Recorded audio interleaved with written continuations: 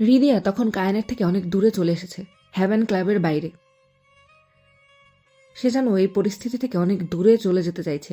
তার নিঃশ্বাসে এখনও কায়ানের ঘ্রাণ মিশে, আর বুকের ভেতর ধকধক করছে এক অজানা ভয়, সেই স্পর্শের স্মৃতি। সে জানে না অন্যদিকে কায়ান এখনও সেই ঘরে দাঁড়িয়ে মুঠো বন্ধ করে নিজেকে সামলানোর চেষ্টা করছে, যেন কিছু একটা তাকে ভেতর থেকে ছিঁড়ে ফেলছে। কায়ানের চোখে মুখে এখনও নেশা লেগে আছে, নিজেকে কেমন পাগল পাগল মনে হচ্ছে। রুম থেকে বেরিয়ে গেল, আর বেরোতেই তার গলা থেকে এক অদ্ভুত চিৎকার বেরিয়ে এলো। লায়লা, লায়লা। কিন্তু কোনো উত্তর এলো না, শুধু তার নিজের নিঃশ্বাসের শব্দ আর নরম ব্যাকগ্রাউন্ড মিউজিক ভেসে আসছে দূর থেকে। ঠিক তখনই একটা নরম কিন্তু দৃঢ় হাত তার কবজি ধরে টান দিল। কারণ চোখ নামে তাকাতেই স্থির হয়ে গেল। লায়লা দাঁড়িয়ে আছে তার সামনে, তার মুখে প্রশস্ত হাসি। কানের বুকের ভেতর এক ঝটকা লাগলো, রাগ, স্বস্তি, বিভ্রান্তি সব একসাথে। তার ঠোঁটের কোণে হালকা হাসি ফুটে উঠল। কোনো কিছু না ভেবে স্বভাবসিদ্ধ একটানে লায়লাকে নিজের বুকে টেনে নিল। তার ঘাড়ে আবারও মুখ ঢোবাতে যাচ্ছিল, কিন্তু হঠাৎ থেমে গেল। সে মুহূর্তে কিছু একটা ভুল লাগলো। সেই ঘ্রাণ যা এখনও তার নাকে মিশে আছে, শরীরে গেঁথে আছে, সেই ঘ্রাণ কেন এখানে নেই? সে যেন এক মুহূর্তে চমকে উঠল, মাথার মধ্যে ঝড় বয়ে গেল। এরপরেই কায়নের কানে এলো এমন এক বাক্য যা তাকে স্তব্ধ করে দিল। বেবি কোথায় ছিলে এতক্ষণ? আমি কখন থেকে তোমাকে খুঁজে চলেছি। কথাটা শুনতেই কায়নের চোখ বড় বড় হয়ে গেল, মাথায় যেন বজ্রপাত ঘটল। হাত কাঁপতে শুরু করেছে, মাথায় কিছু কাজ করছে না। একটু আগেই তো লায়লা তার সঙ্গে ছিল, তাহলে লায়লা এরকম কেন বলছে? কায়ন সঙ্গে সঙ্গে নিজেকে সামলে নিয়ে লায়লাকে ছেড়ে সোজা হয়ে দাঁড়িয়ে কৌতূহল নিয়ে কাপা কণ্ঠে বলে উঠল, লায়লা, মানে তুমি আমাকে খুঁজছিলে? মানে আমরা তো একসঙ্গে ছিলাম। লায়লা হাসতে হাসতে কায়নের হাত ধরে বলে উঠল। হ্যাঁ বেবি, ছিলাম তো ওয়াশরুমে যাওয়ার আগে। কায়নের চোখে মুখে বিস্ময় ভরে উঠল, পায়ের নিচ থেকে যেন মাটি সরে যাচ্ছে। তাহলে তার সঙ্গে এতক্ষণ ওই রুমে কে ছিল? এটা ভাবতেই কায়নের মন ছটফট করতে লাগলো। অস্বস্তি বোধ হচ্ছে, নিজের গালে নিজেকে চড় মারতে ইচ্ছে করছে। জীবনে প্রথম কোনো নারীকে এত গভীরভাবে সে স্পর্শ করেছে, তাকে জানতেই হবে কে ছিল ওই নারী। হঠাৎ এসব ভাবনা থেকে বেরিয়ে কায়ন লায়লার দিকে একবার তাকালো, আবারও ভাবতে শুরু করলো। সেই মেয়েও তো সেম ড্রেস পরেছিল। কায়ন নিজের সন্দেহ দূর করার জন্য আবারও বলে উঠল, কোথায় ছিলে তুমি এতক্ষণ? লায়লা চোখ ঘুরে বলে উঠল। নিচে তোমাকে পার্টিতে খুঁজেছিলাম। কায়ন তড়িঘড়ি করে লায়লার হাত ধরে লায়লাকে বলে উঠল, বেব, পার্টিতে সবার সঙ্গে ইন্ট্রোডিউস তো হয়ে গেছে, তাহলে তুমি বাড়ি চলে যাও। আমার খুব ইম্পর্টেন্ট একটা কাজ আছে, আমি এখন যেতে পারবো না। আমি ড্রাইভারকে বলে দিচ্ছি, তুমি চলে যাও। কথাটা শুনতেই লায়লা চমকে গেল।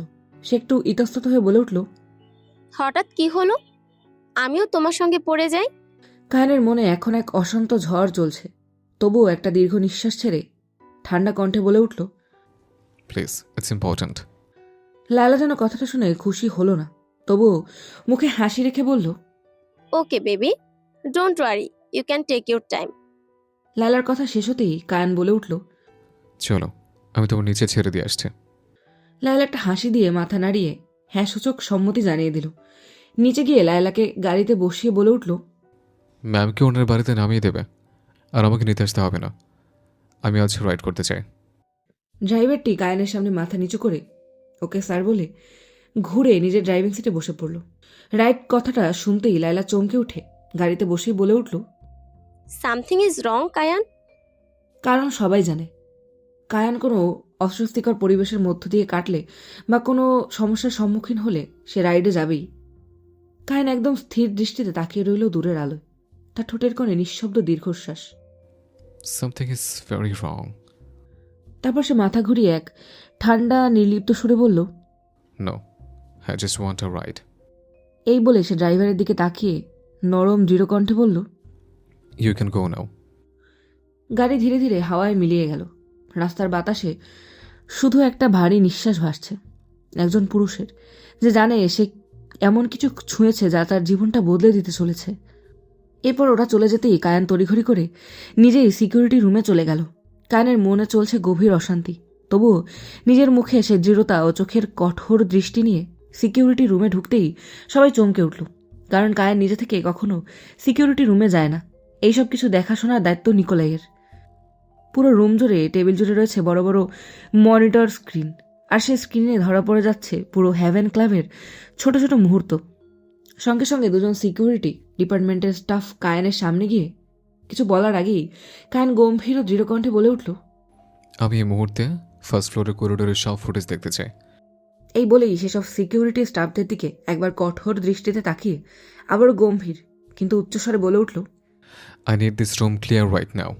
দ্বিতীয়বার আর বলতে হলো না, তার আগেই সিকিউরিটি রুম খালি হয়ে গেল। আর এক মুহূর্ত দেরি করল না কায়ান নিজের বুকের ঝড় নিয়ে তাড়াতাড়ি করে মাউসে হাত দিয়ে রিভার্স করে মনিটরে ফুটেজ চেক করতে লাগলো। প্রথমে যে মুহূর্ত ধরা পড়ল তা দেখেই কায়ানের নীলাভ চোখজোড়া বড় বড় হয়ে গেল। কারণ স্ক্রিনে ভাসছিল 5টা মেয়ে, যাদের চোখ জুড়ে ছিল ডিজাইনার মাস্ক, আর ওদের মধ্যেই একজন লায়লার মতো ড্রেস পরে আছে। করিডোরের সব ফুটেজ চেক করতেই দেখতে পেল ওই মেয়েটাই তখন ওই রুমে প্রবেশ করেছিল, যার গায়ের ঘ্রাণ এখনও তার শরীর থেকে বেরোচ্ছে, যা তাকে নেশায় মাতোয়ারা করে দিচ্ছে। আর সঙ্গে থাকা বাকি মেয়েগুলোও প্রবেশ করছিল অন্য রুমে। তারপর পুরো first floor, ground, party floor পুরো ফুটেজ চেক করতেই দেখলো ওই মেয়ে পার্টি ছেড়ে বাইরে বেরিয়ে গেছে। কায়ান তাড়াতাড়ি করে একজন সিকিউরিটি স্টাফকে বাইরে থেকে ডাক দিল। স্টাফটা ভেতরে আসতেই কালো গাউন পরা মেয়েটাকে দেখিয়ে একটু গর্জেই বলে উঠল, আমার মেয়ের বায়োমেট্রিক অ্যাক্সেস চাই রাইট নাও। স্টাফটা থতমত খেয়ে তাড়াতাড়ি করে বলে উঠল, Yes, sir. Give me just few minutes. এই বলেই সিকিউরিটি স্টাফটা তাড়াতাড়ি করে চেক করতে গিয়ে ব্রু কুচকে ফেলল। তারপর কায়ানের দিকে তাকিয়ে ভয়ে ভয়ে বলল, স্যার, এই মেয়ের কোনো বায়োমেট্রিক অ্যাক্সেস নেই, তবে সিকিউরিটি স্টাফটাকে এরকম আমতা আমতা করতে দেখে কায়ান রাগে চিৎকার করে বলে উঠল, হাউ ডেয়ার ইউ! অ্যাক্সেস ছাড়া কী করে এন্ট্রি করলে পার্টিতে? আর তবে তবে কী করছো? I need clear answer. স্টাফটা কাঁপতে কাঁপতে নজর এড়িয়ে নিল, কারণ কায়ানের চোখের জ্বলন্ত আগুনে সে এখন ভস্ম হয়ে যেতে পারে। তারপর একটু ভয়ার্ত সুরেই জবাব দিল, স্যার, তবে ওনার সঙ্গে যিনি আছেন তার বায়োমেট্রিক অ্যাক্সেস চেক করতেই দেখতে পাচ্ছি খুশবু, হায়াত, আর্সেনাল ম্যামের অ্যাক্সেস শো হচ্ছে। কথাটা শুনতেই কায়ান চিৎকার করে বলে উঠল। হোয়াট? সেই মুহূর্তে অন্য রুমে শোনা যাচ্ছে দুটো নিঃশ্বাসের টানা পূরণের শব্দ। সেই শব্দের মাঝেই জারিয়া কাঁপতে থাকা কণ্ঠে বলে উঠল, আমাকে যেতে দিন প্লিজ, আমার ভয় করছে। জারিয়ার এই কথাটা শুনতেই নিকোলাই বাঁকা হাসি দিয়ে বলল, ভয় কেন করছে? আপনাকে দেখে। আচ্ছা, আমি বাঘনা ভাল্লুক যে তোমাকে বলবো, তবে যেদিন আমার বিয়ে হবে সেদিন। জারিয়া এবার বিরক্ত হয়ে নিজেকে নিকোলাইয়ের হাত থেকে ছাড়িয়ে নিতে নিতে বিরক্ত ও ভয় মিশ্রিত কণ্ঠে বলে উঠল, কি সব বলছেন এসব? আপনার মাথা ঠিক নেই। কথাটা নিকোলাইয়ের কানে আসতেই এক দীর্ঘ নিঃশ্বাস ছেড়ে জারিয়ার হাত আরো শক্ত করে ধরে নিজের বুকের মধ্যে নিয়ে দাঁতে দাঁত চেপে গম্ভীর স্বরে বলে উঠল, লুক মাই গেমনেস্ট, আমি এত ঘুরিয়ে পিছিয়ে কথা বলতে পারি না। এতক্ষণে বুঝতে পারেন যে আমি কি বলছি, তবে এবার ভালো করে বুঝিয়ে দিচ্ছি, ভালো করে মাথায় ঢুকিয়ে নাও। আমি নিকোলাই, আমার মাথা ঠিক রেখে বলছি, যখন থেকে তুমি আমার দৃষ্টি আকর্ষণ করেছো তখন থেকে তুমি শুধুই আমার। নিকোলাইয়ের কথা শুনে জারিয়ার পুরো পৃথিবী ঘুরে গেল। কি বলছে এই লোকটা? সেই তখন থেকে জারিয়া এবার নিজের ভয়কে একটু লুকিয়ে রাগান্বিত কণ্ঠে বলে উঠল, আপনি কি বলছেন আপনি নিজেই জানেন না। তাছাড়া আমি অলরেডি এঙ্গেজড, আমি কারোর ফিয়ন্সি, তাই এসব কথাবার্তা আমার জন্য শোনাও পাপ। নিকোলাই কথাটা শোনা মাত্রই তার চোখে আগুন জ্বলে উঠল। তারপর তাচ্ছিলের হাসি দিয়ে বলে উঠল, I don't fucking bear of your engaged fucking shit. আর যদি বলো পাপ হতে, তবে হ্যাঁ হতে পারে। আমার কথা তোমার কাছে পাপ, তবে শুনে নাও, আমার এই পাপই তোমার কাছে একদিন পূর্ণতা অর্জন করবে মাই গ্র্যান্ডমিস্ট। এর মধ্যেই হঠাৎ করে নিকোলাইয়ের ফোন বেজে উঠল। পকেট থেকে ফোন বার করতেই ফোনের স্ক্রিনে নাম ভেসে উঠল, মাই লাইফ সেভার। ফোনটা কানে নিতেই ওপাশ থেকে কায়না চিৎকার করে বলে উঠল। নিকোলাইকে কোনো কথা বলার সুযোগ না দিয়েই কায়ান ওপাশ থেকে কল কেটে দিল। জারিয়া এখনও কাঠের মতো দাঁড়িয়ে আছে নিকোলাইয়ের দিকে তাকিয়ে। এদিকে কায়ানের কল কেটে যেতেই নিকোলাই তাড়াতাড়ি ফোন পকেটে রেখে জারিয়ার হাত ধরে বলে উঠল, রুম থেকে বেরোতে হবে এক্ষুনি, ইটস আর্জেন্ট। এই বলে জারিয়ার হাত ধরে বাইরের দিকে যেতে লাগলো। কিন্তু এমিরের রুমে তখন অন্য কিছু চলছে। মিস টিকটিকি, আমি জানতাম না তুমি আমাকে কামড়াতে চাও। তুমি যদি চাও তবে আমায় আরও কামড়াতে পারো, because I love girls biting. এমির নিজের আঙুল চেপে দুষ্টু হাসি দিয়ে জিনাকে কথাগুলো বলে উঠল। আর এমিরের এই গা জ্বালানোর কথা শুনে নিজের হিল জুতো দিয়ে এমিরের পায়ে চাপ দিয়ে বলে উঠল, অসভ্য ফাজিল, মেরে তোর মুখ ভেঙে দেব, ফকিন্নির বাচ্চা। এদিকে এমির জিনিয়ার কামড়ে মজা পেলেও এবার জুতোর হিলের চাপে ব্যথায় জিনিয়াকে সরিয়ে পা ধরে আহ করতে লাগলো। তারপর দাঁত মুখ খিচে জিনিয়ার দিকে তাকিয়ে বলে উঠল, ইউ কিন্তু জিনিয়া মুখ ঘুরিয়ে নিল। পাশ থেকে এই দৃশ্য দেখে আইদিনের চোখ বড় বড় হয়ে গেল। তার মুখ থেকে বেরিয়ে এলো, হি ডেঞ্জারাস বাবা। এই বলে আইদিন মাহিয়ার দিকে তাকিয়ে একটু হাসি টেনে আবার বলে উঠল, আমি জানি তুমি এরকম ডেঞ্জারাস না, তাই তো তোমায় একটু বেশি ভালো লাগে একটু সুন্দরী। ফকিন্নির বংশধর, আমার হাত পা চলে না, কিন্তু মুখ ভালোই চলে। আইদিন নিজের মুখটা মাহিয়ার কাছে নিয়ে দুষ্টু হাসি দিয়ে বলে উঠল, আমি তো চাই তুমি আমার উপর তোমার মুখটাই চালাও।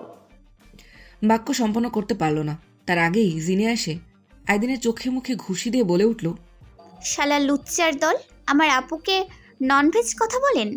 কি ফালতু লোকজন রে বাবা, মেয়ে দেখলেই চুকচুকানি। এই কালো পরির চক্করে আমি হলাম ল্যাংড়া, আর তুমি হলে অন্ধ, পারফেক্ট জড়ি ফর ভিক্ষা। একটা বাটি নেই, চলো ভিক্ষা করি জীবন দান করার জন্য। কথাটা শুনতেই জিনিয়ার মাহিয়া মুচকি মুচকি হেসে যাচ্ছে। এর মধ্যেই এমিরের ফোন বেজে উঠল। এমির ফোনটা বের করে লাউডস্পিকারে রেখে দিল। এই সুযোগে জিনিয়ার মাহিয়া দুজনে বাইরে যেতে যাবে, তখন ফোনের ওপাশ থেকে এক গর্জন শুনতে পেল। এই গর্জন এই রুমে থাকা সবারই পরিচিত, কারণ এই গর্জন ছিল কায়ানের। সেই গর্জনেই পা থেমে যায় জিনিয়ার মাহিয়ার। হেভেন ক্লাবের আভিজাত্য পার্টির কোলাহল ও কায়ানের সঙ্গে রুমে ঘটে যাওয়া সেই অবিশ্বাস্য ও আকস্মিক ঘটনাকে ছাড়িয়ে হৃদয় নিজের অজান্তেই দৌড়াতে দৌড়াতে অনেকটা দূরে চলে আসে, কারণ তখন তার মাথায় কোনো কিছুই আসছিল না। শুধু সেই পরিস্থিতি থেকে অনেক দূরে পালাতে চাইছিল। একটু পথ এগোতেই হঠাৎ তার খেয়ালে আসলো এই শহর তার অজানা। হঠাৎ বুকে হাত দিয়ে নিঃশ্বাস ছাড়তে ছাড়তে দাঁড়িয়ে পড়ল। চারপাশে একবার তাকিয়ে গা শিউরে উঠল, কারণ হেভেন ক্লাব ছিল শহরের এক নির্জন পরিবেশে। ক্লাবের প্রতিদিনের চাঞ্চলতাই এই নির্জনতাকে দূর করে। চারিদিকে সোডিয়ামের হালকা আলো, তবে কোনো মানুষ নেই। হৃদয়া ভয়ে ভারী নিঃশ্বাস ফেলতে ফেলতে কাঁপতে কাঁপতে একাই বলে উঠল, ও আল্লাহ, কোথায় চলে আসলাম? এবার ফিরবো কি করে? অ্যানাকোন্ডাটার কাছে থেকে পাল। পুরো কথা শেষ করতে পারল না। তার আগে আবারও মনে পড়ে গেল কিছু মুহূর্ত আগের ঘটে যাওয়া ঘটনা। ঘটনাটা মনে পড়তেই হৃদয়ার চোখ বড় বড় হয়ে গেল। হঠাৎ চিৎকার করে উঠল। নিজের কাছে নিজেকে কেমন অপরাধী মনে হচ্ছিল। নিজেই নিজের মনে মুখ কুচকে বলে উঠল, রিদি, তুই কি পাগল হয়ে গিয়েছিস? হ্যাঁ, নিজেকে কেন আটকালি না? নিজেকে কেন বাধা দিলি না? ও আল্লাহ, আমায় দিয়ে এই পাপ কেন করালে? ওরকম একটা লোকের সামনে কেন আমাকে ছোট করলে? আমি তো নিজের কাছে নিজে মুখ দেখাতে পারবো না। কেন এরকম একটা পরিস্থিতিতে আমাকে ফেলে দিলে? চোখ বেয়ে গড়িয়ে পড়ছে পানি।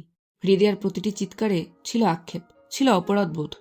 নির্জন রাস্তায় আবারও তার চিৎকার ভেসে উঠল, ও আল্লাহ, উনি তো সম্পর্কে আমার মামা হয়। তবে কেন এই পাপের কোঠায় দাঁড় করালি? সে তো আমাকে লায়লা ভেবে স্পর্শ করেছে, তাহলে আমি নিজেকে কেন আটকালাম না? এরকম একটা লোকের স্পর্শে কেন আমি নিজেকে সামলাতে পারলাম না? এইসব চিৎকারের মাঝেই হঠাৎ পেছন থেকে এক পুরুষালী কণ্ঠ ভেসে আসলো। Miss, are you okay? এরকম নির্জন রাস্তায় এই পুরুষালী কণ্ঠে হৃদয় একটু কেঁপে উঠল। ধীরে ধীরে পেছনে ফিরল, আর পেছনে ফিরতেই চোখ পড়ল এক লম্বা চওড়া টুপি পরা লোককে দেখে। মুখ ঠিকঠাক দেখা যাচ্ছে না। লোকটা আবারও বলে উঠল, মেহরেবা, মিস, আর ইউ ওকে? হৃদয় মনে মনে ভাবছে এখন ভয় পেলে চলবে না, তাই সে একটু সাহস নিয়ে বলে উঠল। আপনি কে ভাই? সামনের পুরুষটা হৃদয়ার কথায় বলে উঠল, মিস, আমি মার্সেলো রোমানি। কিন্তু আপনি রাতে এই নির্জন রাস্তায় চিৎকার করছিলেন কেন? আর এখানে আসলেন কিভাবে? আপনার চোখে মাস্ক, দ্যাটস মিন আপনিও মাস্ক পার্টি অ্যাটেন্ড করতে এসেছেন? হৃদয়ার চোখে এখনো মাস্ক, কিন্তু হৃদয় বুঝে উঠতে পারছে না এই লোকটা এত প্রশ্ন কেন করছে। তাই ভ্রুকুচকে বিরক্ত হয়ে বলে উঠল, এত প্রশ্ন করছেন কেন? আমি কি আপনাকে চিনি? আর আমি কেন উত্তর দিব? মার্সেলা হাসি দিয়ে বলল, চেনেন না? তবে চিনে নিতে কতক্ষণ মিস? আমি কিন্তু কোনো বাজে লোক না। আর এই মাস্কের আড়ালে কেন জানি না মনে হচ্ছে আমি কোনো হীরার খোঁজ পাবো। হৃদি এমনিতেই এক জ্বালাতনের মধ্যে আছে, তার মধ্যে এই জ্বালাতন কোথা থেকে আসলো বুঝে উঠতে পারছে না। দাঁত মুখ খিচিয়ে বলে উঠল, আপনি কিন্তু একটু বেশি বলছেন, যান এখান থেকে। মার্সেলো এদিক ওদিক তাকিয়ে বলে উঠল, মিস, আপনি নিজেই জানেন না আপনি এখন কোথায় আছেন। এখানের হায়নাগুলো আপনার মতো মেয়েকে এই নির্জন রাস্তায় দাঁড়িয়ে থাকতে দেখলে হায়নার মতো ছিঁড়ে খাবে। কথাটা যেন হৃদয়ার বুক কেঁপে উঠল। একটু ভয় নিয়ে বলে উঠল, এখানে কি সত্যি হায়না আছে? মার্সেলো আবারও হাসতে হাসতে বলল, কিছু মানুষের মধ্যে হায়না আছে, তাই আপনার ভাগ্য ভালো যে আপনার আমার সঙ্গে দেখা হয়েছে। আমি কি করে জানবো আপনি ভালো না খারাপ? এই যে আপনি এখনও এখানে সুস্থভাবে দাঁড়িয়ে আছেন, এটাই তার জন্য যথেষ্ট। দেখেন মার্সেলো না ফ্রেশেলো, আপনি আমাকে জানেন না, তবে বলে দিই আমি কোনো পুরুষকে ভয় পাই না। Good for you. এদের মধ্যে এই কথোপকথন চলছে, কিন্তু এই মুহূর্তে ঠিক একটু দূরেই সেই হ্যাভেন ক্লাবে চলছে অন্য কিছু। হ্যাভেন ক্লাবের সেই অভিজাত আলোছায়ার ভেতর জেরোমি কিছুক্ষণ আগেও নিঃশব্দে লুকিয়েছিল খুশবু। হঠাৎই সেই দরজা হুট করে খুলে গেল, সঙ্গে সঙ্গে জ্বলে উঠল লাইট। খুশবু কেঁপে উঠল। চোখের পলকে সামনে দাঁড়ানো মানুষটাকে দেখে তার বুকের রক্ত যেন জমে গেল। দরজার চৌকাঠে দাঁড়িয়ে আছে কায়ান দেমির আসলান। তার নীলাভ চোখে জ্বলছে এক অদ্ভুত আগুন, ভয়ঙ্কর রাগ, তীব্র অপমান আর নির্লজ্জ দৃঢ়তা মিশে আছে একসাথে। চোখ বড় বড়, হৃৎপিণ্ডের শব্দ যেন সারা রুমে বাজছে। ঠিক তখনই শোনা গেল সেই ভয়ঙ্কর কর্কশ গর্জন। নিজের বোনের প্রুফ চাইতেই মাস্ক খুলতে বলবো না, তবে আমার বোন এখানে এই মুহূর্তে এই ক্লাবে কি করেছে সেটা জানতে চাই। শব্দটা যেন বজ্রপাতের মতো আঘাত করলো খুশবুর বুকে। তার ঠোঁট শুকিয়ে গেল, গলা কাঁপছে, ঠান্ডা ঘাম গড়িয়ে পড়ছে কপাল বেয়ে। এটা কি করে হলো, কেন হলো, কিছুই বুঝতে পারছে না। খুশবু তবু আমতা আমতা করে ভয়ে ভয়ে বলে উঠল, আসলে বিগ ব্রো, আমি আমি ওদের একটু এই ক্লাবটা দেখাতে চাইছিলাম। কারণ আবারও গর্জে বলে উঠল। কাদের? এর মধ্যে ছুটে এলো নিকোলাই, জারিয়া। অপর পাশ থেকে এমির খুঁড়িয়ে খুঁড়িয়ে ও আইরিন চোখে হাত দিয়ে রুমে প্রবেশ করল। কায়নের চোখ যেন তরোয়ালের মতো ধারালো। কায়ন কোনো দিকে লক্ষ্য করল না, তার দৃষ্টি খুশবুর দিকে। খুশবু কিছু বলছে না দেখে কায়ন আবারও চিৎকার করে গম্ভীর গলায় বলে উঠল, আমি কিছু বলতে বলেছি, তো শোনা যাচ্ছে না? তখন খুশবু তাড়াতাড়ি করে বলে উঠল, রিদিয়া, জিনিয়া, মাহিয়া আর জারিয়াকে। কথাটা শুনতেই কায়নের মাথায় যেন আবারও বজ্রপাত ঘটল। মানে সে ওই রুমে ওদের মধ্যে কারো একজনের সঙ্গে ছিল, কিন্তু কার সঙ্গে? সে ধীরে ধীরে ফোনটা বের করলো। স্ক্রিনে এক মুহূর্তে ফুটে উঠল একটা ছোট্ট ভিডিও ক্লিপ। তারপর দৃঢ় কণ্ঠে হিমঠান্ডা সুরে খুশবুর দিকে ফোনটা এগিয়ে দিল। ফুটেজে মেয়েটাকে? খুশবু ফুটেজটা দেখতেই বুঝে উঠতে পারছে না তার বিগপুর হঠাৎ হৃদয়ার ফুটেজ কেন দেখাচ্ছে। চুপ করে আছে। তখন কায়ন আবার উচ্চস্বরে বলে উঠল, অ্যাঞ্জেল, আমি কিন্তু বারবার প্রশ্ন করতে পছন্দ করি না। খুশবু মাথা নিচু করে জবাব দিল, বিগ ব্রো, এটা এটা রিদিয়া। এক মুহূর্তে রুমের সব আলো যেন ম্লান হয়ে গেল কায়নের কাছে। বাতাস থেমে গেল, সময় স্থির হয়ে পড়ল। কায়নের শরীর স্থবির, মুখ নিস্পন্দ, তার কানে আর কিছুই পৌঁছচ্ছে না, শুধু সেই এক শব্দ, সেই এক নাম, হৃদিয়া। বাতাসে এখনও সেই ভারী নীরবতা। কায়ন ঠিক আগের জায়গায় দাঁড়িয়ে আছে, কিন্তু মনে হচ্ছে তার চারপাশের পৃথিবী থেমে গেছে। চোখের সামনে শুধু একটাই মুখ ঘুরে বেড়াচ্ছে, হৃদিয়া। সেই মেয়েটার মুখ, যার নিঃশ্বাসের ঘ্রাণ এখনও তার গায়ে, যাকে স্পর্শ করতেই কাঁপিয়ে দিয়েছিল তার ভেতর থেকে। তার নামটা যেন এক বজ্রপাতের মতো এসে পড়ল মাথার ভেতর। মুঠোবদ্ধ হাত কাঁপছে, গলার শব্দ আটকে যাচ্ছে। সে চিৎকার করতে চায়, কিন্তু কণ্ঠে কোনো আওয়াজ নেই। শুধু বুকের ভেতর যেন জমে উঠেছে এক অজানা যন্ত্রণা, এক অসম্ভব লজ্জা আর এক অদ্ভুত টান, যা তাকে ভেতর থেকে ভেঙে দিচ্ছে। হঠাৎ কায়ানের নিজেকে খুব দুর্বল মনে হচ্ছে। কি করবে সে এখন? হঠাৎ রুমের মধ্যে কায়ানের গম্ভীর কণ্ঠস্বর বেজে উঠল, Nico, call off the party, আর এদের সবাইকে মেনশনে ড্রপ করে দে। সে কণ্ঠস্বর কাঁপিয়ে দিল খুশবু, জারিয়া, মাহিয়া, জিনিয়াকে। এরপরে কায়ান দরজার দিকে ফিরে দাঁড়াতেই নিকোলাই বলে উঠল, কিন্তু আমি তো তোর সঙ্গে। হঠাৎ কায়ান তার কঠোর চোয়াল ও তীক্ষ্ণ দৃষ্টি নিয়ে নিকোলাইয়ের দিকে তাকিয়ে এক সতর্ক করার সুরে শুধু একটাই শব্দ বলে উঠল, নিকো। নিকো বুঝে গেল সে যদি আর কোনো কথা বাড়ায় তাহলে তাদের জন্যই পরিস্থিতি খারাপ হয়ে উঠবে। এবার কায়ান ভয়ঙ্কর দৃষ্টিতে তাকিয়ে পড়ল এমির আর আইদিনের দিকে। তাদের মাথা থেকে পা পর্যন্ত দেখে নিল। আইদিনের চোখ ফুলে কালচে রং ধারণ করেছে, আর এমির আইদিনকে ভর দিয়ে দাঁড়িয়ে আছে। এদের দেখতেই কায়ানের বুঝতে বাকি রইল না যে ওরা কোনো অকাজ করেছে। তাই কায়ান দাঁতে দাঁত পিষেই নিকোলার উদ্দেশ্যে বলে উঠল, নিকো, যদি ইচ্ছে হয় এই ইডিয়ট দুটোকে নিজের পাঞ্চিং ব্যাগ বানাতে পারিস। রাস্কেল দুটোকে ড্রপ করে দিস। কায়ানের কথাটা শুনতেই এমির আর আইদিন অন্যদিকে তাকিয়ে পড়ল, যেন এই মুহূর্তে কায়ানের চোখের দিকে তাকালে সব ধ্বংস করে দেবে। কিন্তু খুশবু, জিনিয়া, মাহিয়া, জারিয়া এদিক ওদিক তাকিয়ে হৃদয়াকে দেখতে পাচ্ছে না কেন। তারা মনে মনে ভাবছে হৃদয়া হয়তো এখনো কোথাও লুকিয়ে আছে। তাই পাশ থেকে হঠাৎ জারিয়া কায়ানের উদ্দেশ্যে একটু সাহস নিয়েই কাপা কণ্ঠে বলে উঠল, আঙ্কেল, আমার ছোট বোন হয়তো কোনো রুমে এখনো। পুরো বাক্য শেষ করতে পারল না, তার আগেই কায়ান পায়ের শব্দ তুলে বাইরে যেতে যেতে উচ্চস্বরে বলে উঠল, সে সময় মতো মেনশনে পৌঁছে যাবে। তার সঙ্গে আমার কিছু পার্সোনাল বোঝাপড়া আছে। তার কঠিন বাক্যে কেউ আর ঘুরে কোনো প্রশ্ন করতে পারল না, বরং চুপচাপ দাঁড়িয়ে রইল সবাই। কায়ানের পেছনে এখন দাঁড়িয়ে আছে 4 জন বডিগার্ড, সবার মুখে আতঙ্ক। ক্লাবের লাইটের নিচে দাঁড়িয়ে থাকা এই পুরুষটার গায়ে লেগে আছে রাগ, অপরাধবোধ আর এক অদ্ভুত ভারী নিঃশ্বাস। তার মুখের কোণ শক্ত হয়ে আছে, ঠোঁটের রেখা তীক্ষ্ণ, আর চোখে এমন এক আগুন জ্বলছে যেন সে এখন নিজের ভেতরের দানবদের সঙ্গে যুদ্ধ করছে। হঠাৎই নিজের কাঁধ থেকে টাক্সিডো কোটটা খুলে এক বডিগার্ডের হাতে দিয়ে গর্জে বলে উঠল, ডোন্ট ফলো মি। এই আদেশ পেতেই 4 জন বডিগার্ড সঙ্গে সঙ্গে থেমে গেল, মাথা নিচু করে স্থির হয়ে দাঁড়িয়ে রইল। আর কায়ান একটিবারও পেছনে তাকালো না। তার পায়ের নিচের ভারী জুতোর শব্দ পড়ে মরমর করে বাজছে মার্বেল ফ্লোরে। লিফটের দরজা খুলতেই ঝলসে উঠল সোনালি আলো, আর সেই আলোয় কায়ানের মুখে রাগ আরো স্পষ্ট হয়ে উঠল। ঠোঁটের কোণে নিঃশব্দে ফিসফিস করে নিজেকেই বলল, আমি ভুল মেয়েকে ছুঁয়েছি। না, মেয়েটা আমায় ভুল পথে টেনে নিয়েছে। লিফটের দরজা বন্ধ হয়ে গেল। নিচে নামার সঙ্গে সঙ্গে তার শ্বাসের গতি বাড়ছে। বুকের ভেতর এক অদ্ভুত ধুকপুকানি, যেন প্রতিটা মুহূর্তে হৃদয়ের মুখটা চোখের সামনে ঘুরে বেড়াচ্ছে। ঘৃণা, রাগ, অপরাধবোধ সব একসঙ্গে মিশে এক ধরনের পাগল করা ব্যথা। লিফট থামতেই দরজা খুলল, আর সামনে দেখা গেল সেই আন্ডারগ্রাউন্ড গ্যারেজ। ঝকঝকে আলোয় সাজানো সারি সারি বাইক, প্রতিটা বাইক যেন দাঁত বের করে হেসে যাচ্ছে। MTT turbine super bike, Neiman Marcus limited edition fighter, Ducati super Leggera D4, Ducati street fighter V4 Lamborghini, এছাড়াও আরও লিমিটেড এডিশন ও এক্সক্লুসিভ বাইক।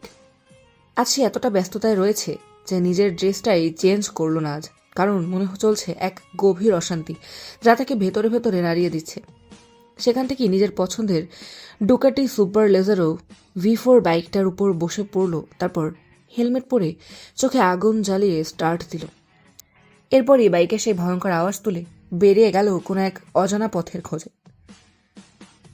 সোডিয়ামের হালকা আলোর নিচে নির্জন রাস্তায় দাঁড়িয়ে আছে হৃদয়া, আর কিছুক্ষণ আগেই এই নির্জন রাস্তায় হঠাৎ পরিচয় হওয়া রহস্যময় মার্সেলো রোমানি। তাদের মধ্যে চলছে দুষ্টু মিষ্টি তর্কাতর্কি। হৃদয়া যে বিরক্ত তা তার মুখ দেখে যে কেউ বলে দেবে, কিন্তু মার্সেলো হাসতে হাসতে আবার বলে উঠল হৃদয়াকে রাগাতে, মিস, আপনার নামটা জানতে পারি? হৃদয়া আবার একটু রেগেই যেই রাস্তা ধরে এসেছিল সেই রাস্তা ধরে আবার ওদিকে হাঁটতে শুরু করলো। মার্সেলোর পেছনে পেছনে যেতে যেতে বলল, কি মিস, বলবেন না আপনার নামটা? হৃদয়া আবার দাঁড়িয়ে পড়ল, ভারী নিঃশ্বাস ছাড়তে ছাড়তে দাঁত মুখ কুচকে মার্সেলোর দিকে ঘুরে বিরক্ত হয়ে বলে উঠল, আপনার সমস্যা কি? আমার পেছনে পেছনে আসছেন কেন? মিস, আপনি যদি বলেন আমি আপনাকে ছেড়ে দিতে পারি। এরপরে পাশেই দাঁড় করানো মার্সেডিসের দিকে তাকিয়ে মার্সেলো বলে উঠল, ওই যে আমার গাড়ি, আপনি যদি চান আপনাকে আপনার ডেস্টিনেশনে ছেড়ে দিতে পারি। কিন্তু হৃদয়া কিছুতেই এরকম অজানা অজানা মানুষের সাহায্য নেবে না, তাই সে আবারও ঘুরে হাঁটা শুরু করলো। তখন হৃদয়ার চোখ থেকে মাস্কটা খুলে পড়ে গেল, কিন্তু হৃদয়া বিরক্ত হওয়ায় সেদিকে খেয়াল করলো না, বরং হাঁটতে হাঁটতে মুখ ঝাঁকিয়ে ঝাঁকিয়ে বলতে লাগলো, হ্যাঁ, আপনার গাড়িতে উঠি আর আপনি আমাকে কিডন্যাপ করে নিয়ে যান।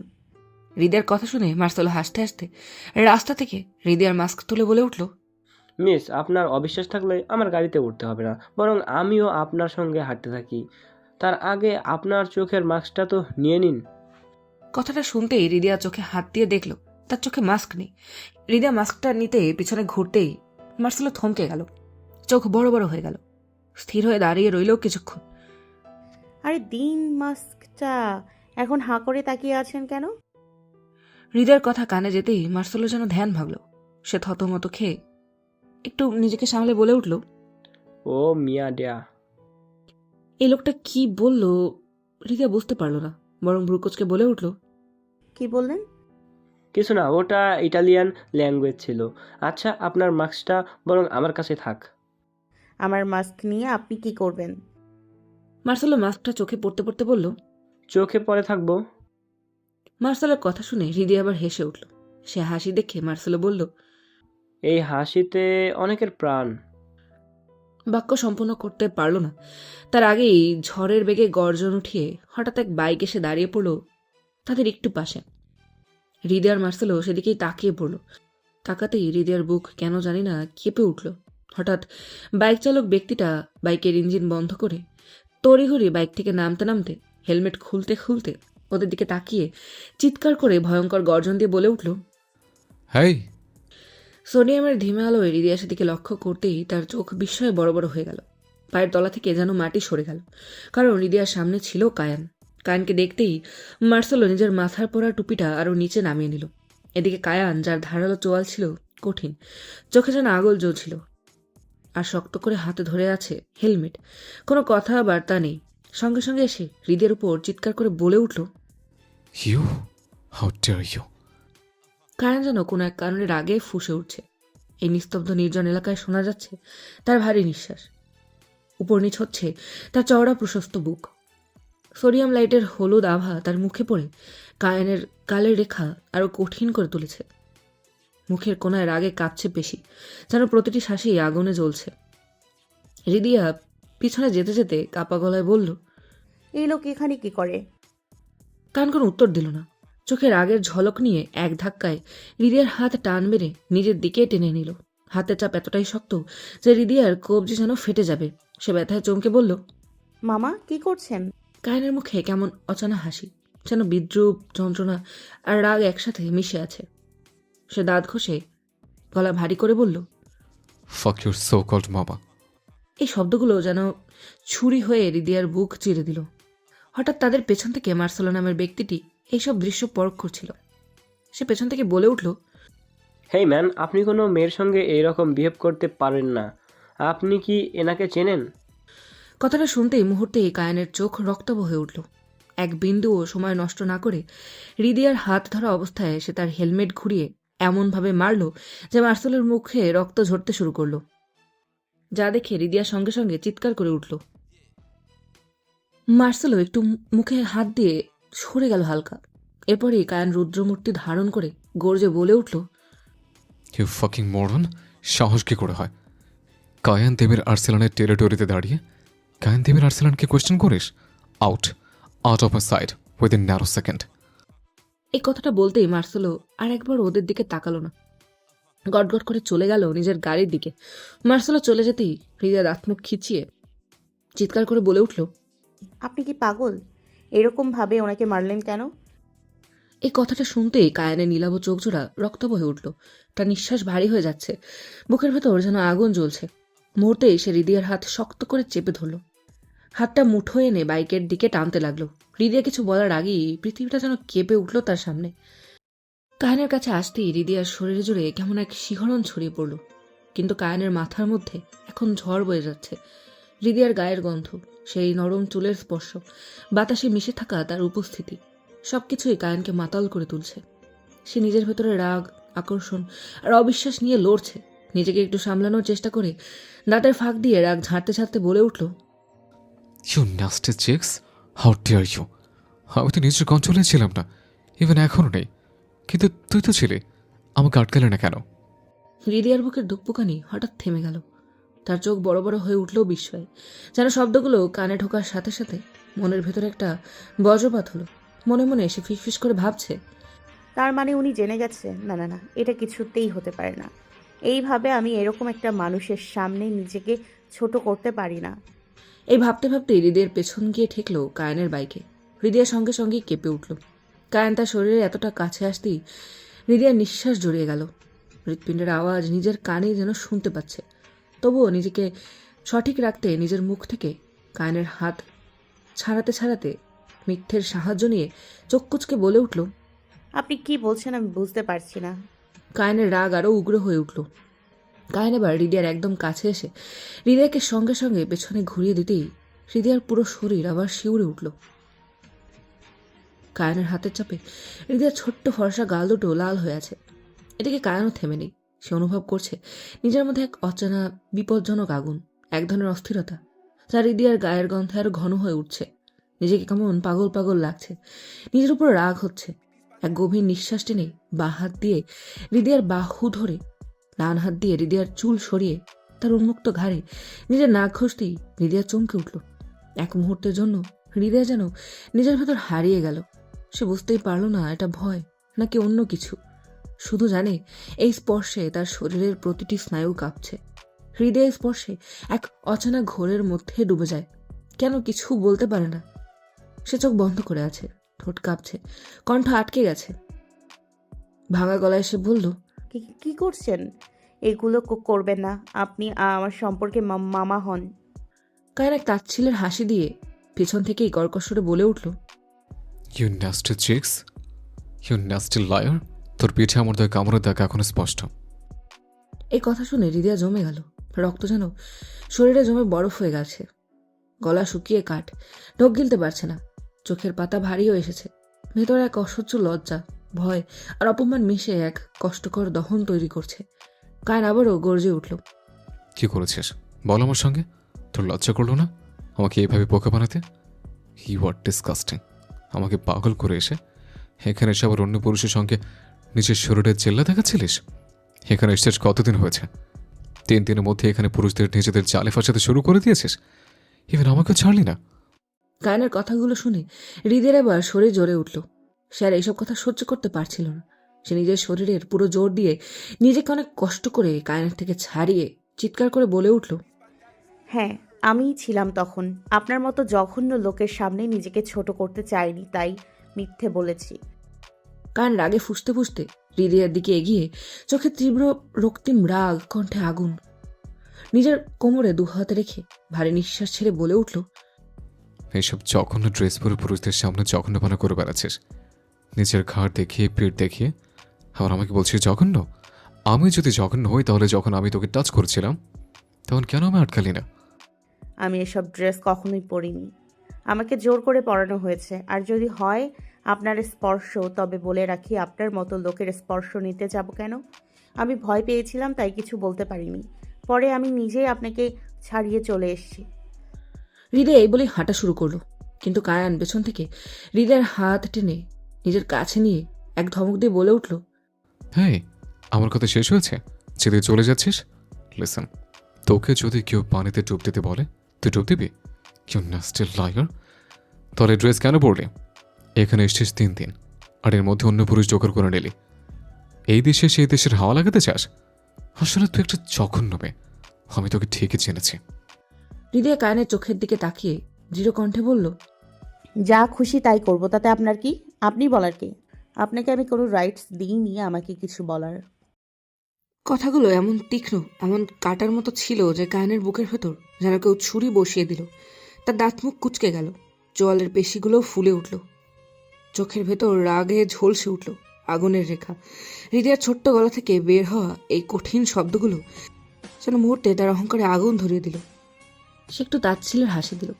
সে হাসির ভিতর ছিল অদ্ভুত বিষ, অজানা হাহাকার আর জ্বলে যাওয়া আত্মসম্মান। তারপর নিচু ভারী কণ্ঠে বলল, I don't fucking care what you do or what you have done before. But তুই আমার মেনশনে থেকে এসব নোংরামি করতে পারবি না। আই রিপিট, এসব নোংরামি করতে পারবি না। মেনশনে গেলাম না আমি। হৃদয়ের কথা শুনে কায়নের কণ্ঠ যেন থেমে গেল এক মুহূর্তের জন্য। চোখের ভেতর রক্তচাপ বেড়ে গেল। কি বললি? কিন্তু হৃদয়া কোনো জবাব দিল না, বরং এক রাগান্বিত মুখ দেখিয়ে নিজের হাত ছাড়িয়ে ড্রেসের দুপাশ ধরে জোর পায়ে হাঁটা শুরু করলো। তার প্রতিটি পদক্ষেপে রাগ, অপমান আর নিজের প্রতি দৃঢ়তা। আর কায়নের বুকের ভেতর তখন এক অদ্ভুত অস্থিরতা জমেছে। সে থেমে দাঁড়িয়ে দাঁতে দাঁত চেপে বলে উঠল, This nasty chick's get on my nervous. Oh fuck, I just hate her. বুকে জমে থাকা আগুন যেন বিস্ফোরিত হলো তার গলায়। কায়ন এবার নিজের বাইকের দিকে এগিয়ে গেল। মুখে সে অচেনা রাগ, চোখে গভীর ঘৃণা। হেলমেট পরে গিয়ার ঘুরিয়ে ইঞ্জিন স্টার্ট দিল। বাইকের গর্জনে নির্জন রাস্তাটা কেঁপে উঠল। আর সে হৃদয়ার সামনে এসে হঠাৎ ব্রেক কষে থামল। হৃদয়া চমকে তাকালো, ভ্রু কুচকে গেল তার। কায়নের কণ্ঠ ঠান্ডা কিন্তু গম্ভীর। বাইকে ওঠো। হৃদয়া মুখ খুঁড়ে বলে উঠল, কি বাল ছিড়তে? হোয়াট? এই বাল কি? হৃদয়া ঠোঁট কামড়ে জল শক্ত করে উত্তর দিল, ঘোড়ার মাথা সামনে থেকে সরে যান, আমাকে যেতে দিন। লোক, এখান থেকে মেনশন একটু দূরে, জায়গাটা ভালো না, বাচ্চা কিছু হয়ে যেতে পারে। হৃদয় আবার নিজের আবেগকে সরিয়ে বাস্তবতার দিকে ভাবতেই তারও ঠিক এইটাই মনে হলো। কিন্তু এত অপমানের পরেও এই লোকটার সঙ্গে যাওয়া মানে নিজেকে ছোট করা। কিন্তু সত্যি যদি তার সঙ্গে এই নির্জন এলাকায় কোনো বিপদ হয়ে যায়? সবকিছু উপেক্ষা করে হৃদয় এক ভারী নিঃশ্বাস ফেলে। যখন সে বসতে যাবে তখন কায়ন বলে উঠল, লিসেন, আমার বডির সঙ্গে যেন টাচ না হয়। হৃদয় হঠাৎ স্তব্ধ হয়ে দাঁড়িয়ে পড়ল। তারপর মুখ ঘুরিয়ে দাঁতে দাঁত চেপে বলে উঠল, খেয়ে আমার কাজ নেই আপনাকে টাচ করতে যাব? আমার এই বাইকে ওঠার কোনো ইচ্ছে নেই, জানতো এখান থেকে। কায়ন আবার বিরক্ত হয়ে যাচ্ছে। সেও দাঁতে দাঁত চেপে বলে উঠল, ইমার্জেন্সি না হলে আমি নিজেই তোমাকে বাইকে উঠাতাম না। সো তাড়াতাড়ি ওঠো, রং থাকার সময় নেই। হৃদয়ও কম যায় না। সেও পাল্লা দিয়ে বলে উঠল, এমার্জেন্সি না হলে আপনার মতো খাটাস মামার সঙ্গে যেতাম না। এরপর কায়ন এক ধমক দিয়েই বলে উঠল, তাড়াতাড়ি ওঠো, জায়গাটা ভালো না। অবশেষে হৃদয়া কোনো কথা না বলে ঠোঁট শক্ত করে পরিস্থিতি বুঝে নিরুপায়ভাবে বাইকের পেছনে উঠে বসল। কায়ন বাইক স্টার্ট দিতেই নির্জন রাস্তা জুড়ে গর্জন উঠল। ঠান্ডা হাওয়ায় ওদের নিঃশ্বাস মিশে যাচ্ছে। কেউ কিছু বলছে না। কানের বুকে এক অদ্ভুত ঝড় বইছে।